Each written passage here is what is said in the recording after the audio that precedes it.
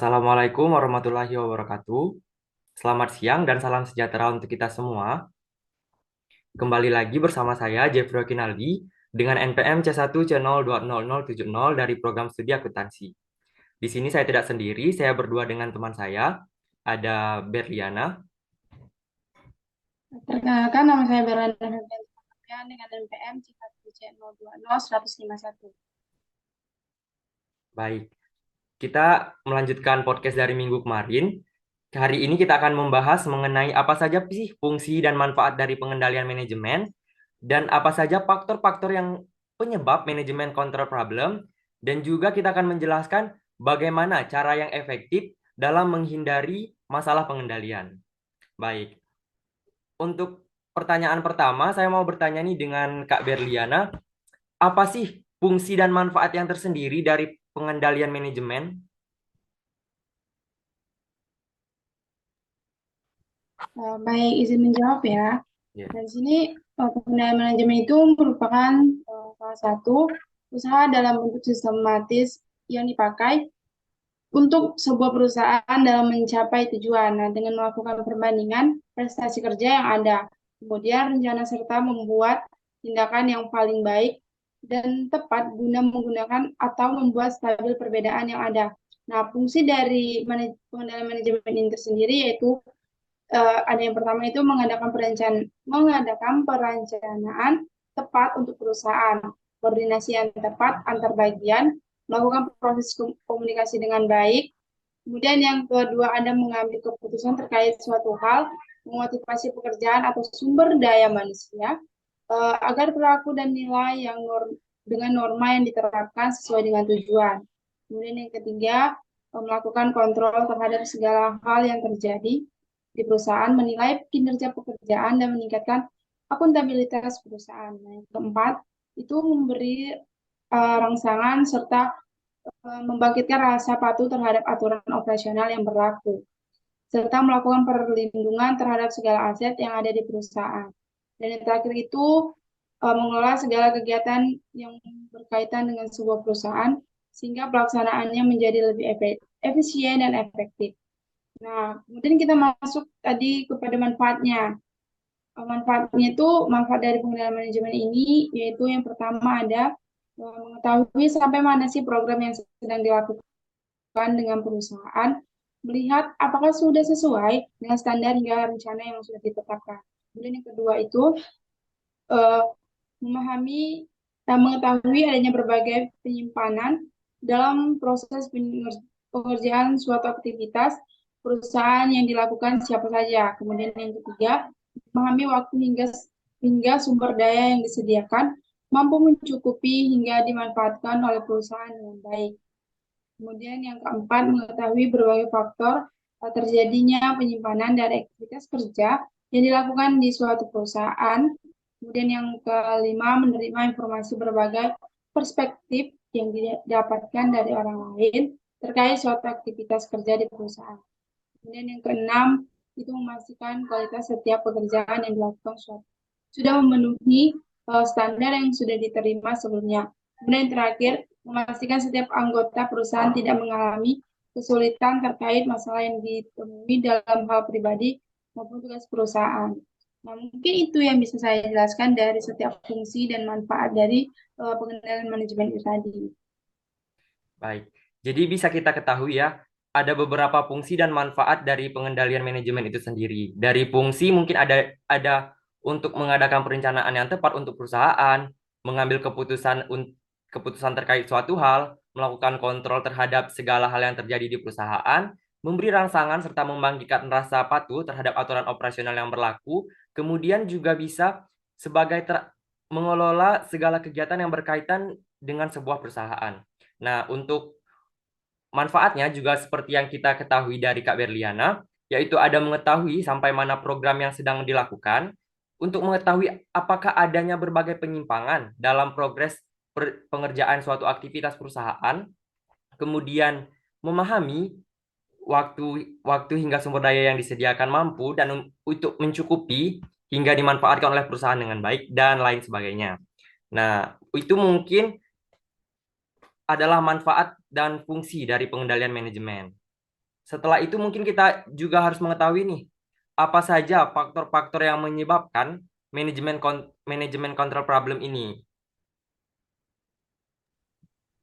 Oke, izin menjawab ya.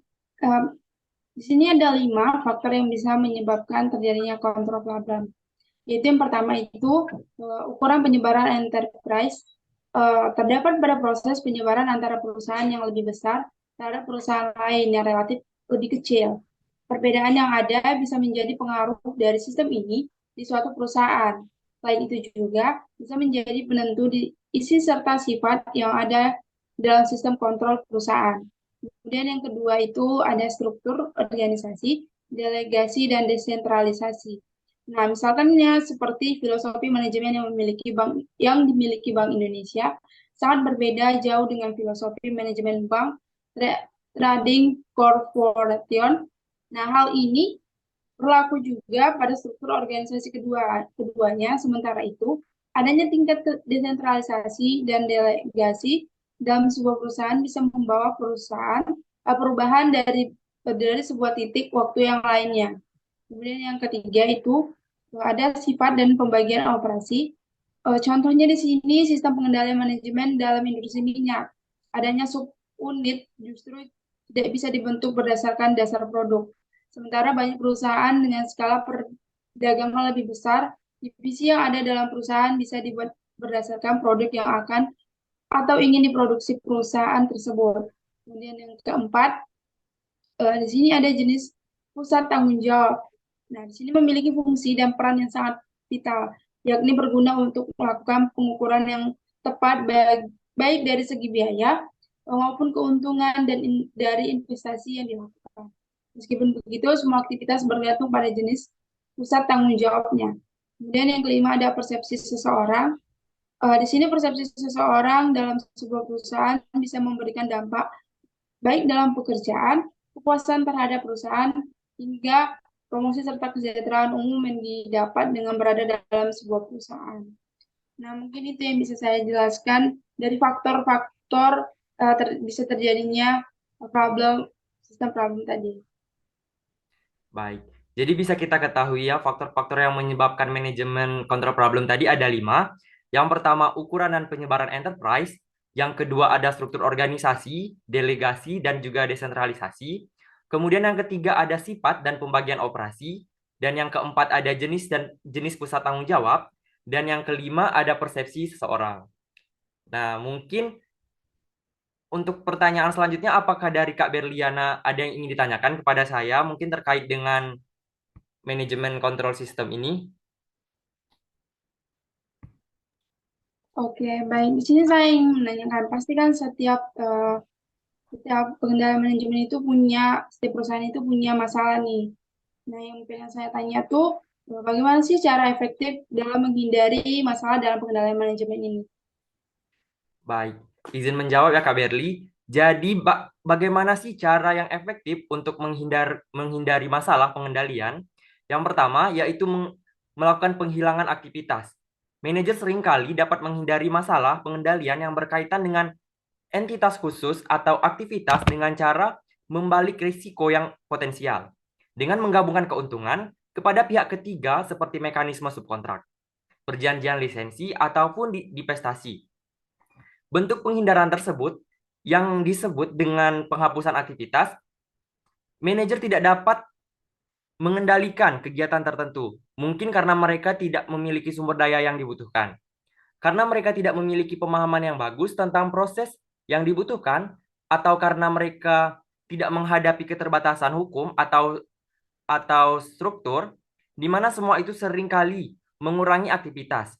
Ketika manajer tidak berharap secara sungguh-sungguh untuk menghindari area di mana mereka tidak dapat melakukan pengendalian dengan baik, mereka berharap paling tidak dapat meminimalkan investasinya dan beberapa risiko pada bidang tersebut. Sebagai contoh, yaitu cloud computing, yang berarti bahwa perusahaan berusaha untuk melakukan komputerisasi terhadap sumber daya atau pemrosesan, penyimpanan, dan pemesanan basis data dan lainnya dari luar perusahaan. Dan mereka hanya membayar untuk apa yang digunakan, daripada mengembangkan infrastruktur komputerisasi sendiri dan menggunakan sistem mereka sendiri.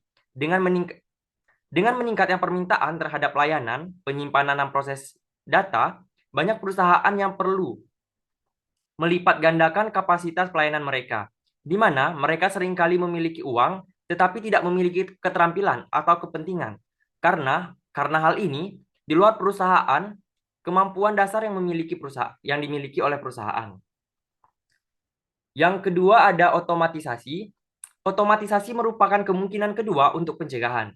Manajer seringkali dapat menggunakan komputer, robot, export system, dan bentuk otomatisasi lainnya untuk mengurangi pemaparan perusahaan terhadap beberapa masalah pengendalian. Alat otomatisasi dapat dirancang sesuai dengan perilaku yang tepat. Dan ketika beroperasi dengan benar, alat tersebut biasanya memiliki kinerja yang lebih konsisten dibandingkan dengan manusia. Komputer dapat mengurangi masalah manusia seperti tidak akurat, tidak konsisten, tidak akurat, tidak konsisten, dan kurangnya motivasi. Seringkali program komputer menjadi konsisten dalam pelaporan transaksi, dan mereka tidak pernah berlaku tidak jujur atau termotivasi tidak setia. Adanya kemajuan teknologi menyebabkan organisasi mengganti orang dengan mesin dan expert system dalam melakukan aktivitas yang cukup kompleks dan membuat keputusan yang cukup canggih. Di rumah sakit, artificial intelligence system dapat melakukan berbagai tugas yang sebelumnya dilakukan oleh dokter dan perawat. Sistem akan memonitor kondisi pasien dan perkembangannya dan memberi peringatan kepada staf medis mengenai kemungkinan masalah yang terjadi. Sistem tersebut dapat melakukan diagnosa, menyesuaikan kebutuhan obat yang diperlukan dan menguji kemungkinan interaksi obat dan reaksi alergi. Sistem ini membuat rumah sakit terhindar dari masalah perilaku keterbatasan personel staf medis.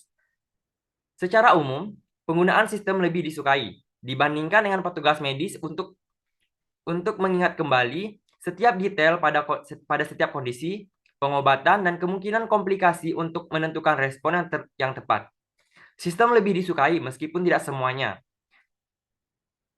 Yang ketiga ada sentralisasi. Sentralisasi pengambilan keputusan sebagai kemungkinan pencegahan yang ketiga merupakan elemen yang penting dan dalam hampir semua perusahaan yang menggunakan sistem pengendalian manajemen. Tingginya tingkat sentralisasi di mana semua keputusan penting dibuat oleh level manajemen puncak. Hal ini biasanya terjadi pada industri kecil, khususnya apabila bisnis dijalankan oleh pendiri atau pemilik. Tingginya tingkat sentralisasi juga terdapat pada beberapa perusahaan besar yang memiliki manajer puncak yang seringkali memiliki reputasi menjadi berorientasi pada detail atau pengendalian yang aneh. Ketika masalahnya seperti ini, manajemen puncak mengambil keputusan sendiri untuk hal-hal yang penting dan seringkali yang tidak penting. Begitu juga dalam pelaksanaannya. Mereka menghindari pengambilan keputusan yang buruk dan yang dibuat oleh karyawan di level yang lebih rendah. Sentralisasi pasti ada dengan tingkat yang berbeda dalam perusahaan, seperti halnya pada tingkatan manajemen dalam perusahaan. Manajer cenderung melakukan sendiri beberapa keputusan yang sangat penting dalam kekuasaannya. Calon umum untuk sentralisasi adalah keputusan yang terkait dengan akuisisi dan divestasi. Sebagian besar belanja moda, negosiasi kontrak penjualan yang penting, perubahan organisasi, dan rekrutmen dan pemberhentian karyawan pada posisi yang penting. Akan tetapi, pada setiap bagian besar perusahaan, meskipun berukuran kecil, tidak mungkin terjadi sentralisasi pada semua keputusan penting. Dan solusi pengendalian lain dibutuhkan saat keputusan bersifat desentralisasi. Hasil pengendalian dibuat untuk membuat manajer yang membuat keputusan bertanggung jawab terhadap hasil keputusannya. Akuntabilitas hasil dari apa yang dibuat dan didelegasikan sesuai dengan otorisasinya. Kemudian yang keempat ada pembagian risiko.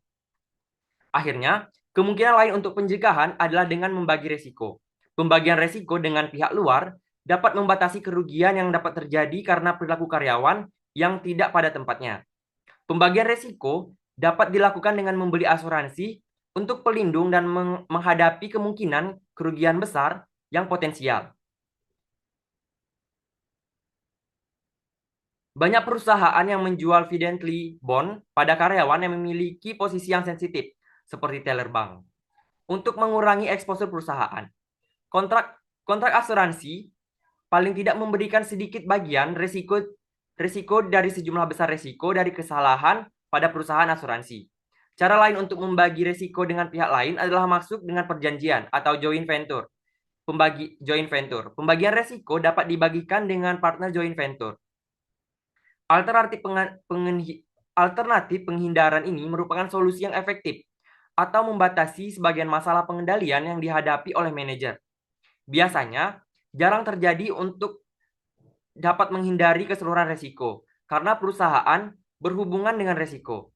Tetapi beberapa perusahaan menggunakan bentuk penghindaran otomatisasi sentralisasi dan pembagian resiko yang digunakan untuk meminimalkan dampaknya terhadap masalah pengendalian manajemen. Nah, mungkin itu jawaban dari saya terkait dengan cara menghindari masalah dalam pengendalian. Baik, tadi kita sudah dengarkan dari Kak Zepri tentang jawaban tentang bagaimana sih cara efektif untuk menanggapi masalah pada pengendalian manajemen. Nah, kita masuk aja nih ke pertanyaan selanjutnya.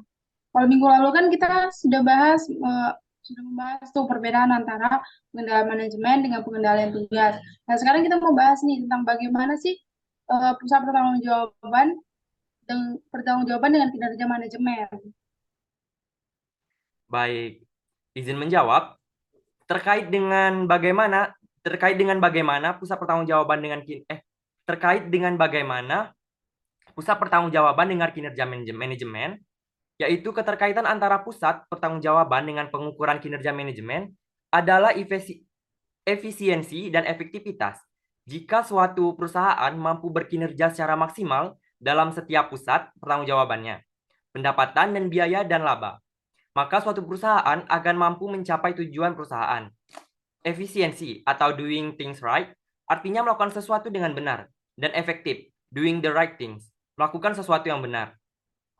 Kaitan antara pusat pertanggungjawaban, pendapatan dengan biaya, dan pengukuran kinerja manajemen dengan melihat apakah hubungan antara input yang digunakan dengan output yang dihasilkan optimal.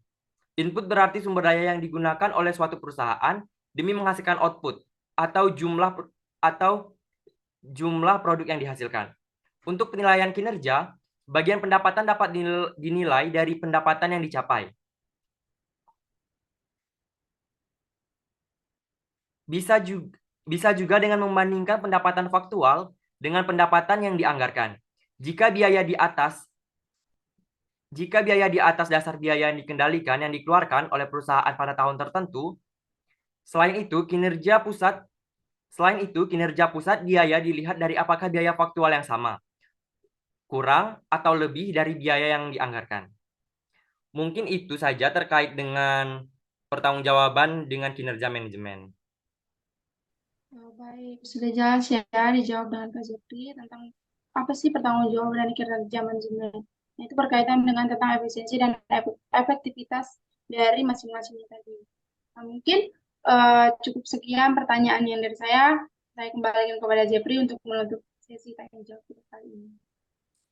Baik, jadi selama beberapa menit ini kita sudah membahas mengenai sistem pengendalian manajemen, melanjutkan materi yang dari minggu kemarin. Mungkin semoga kita bisa bertemu di video selanjutnya. Saya akhiri. Wassalamualaikum warahmatullahi wabarakatuh. Terima kasih.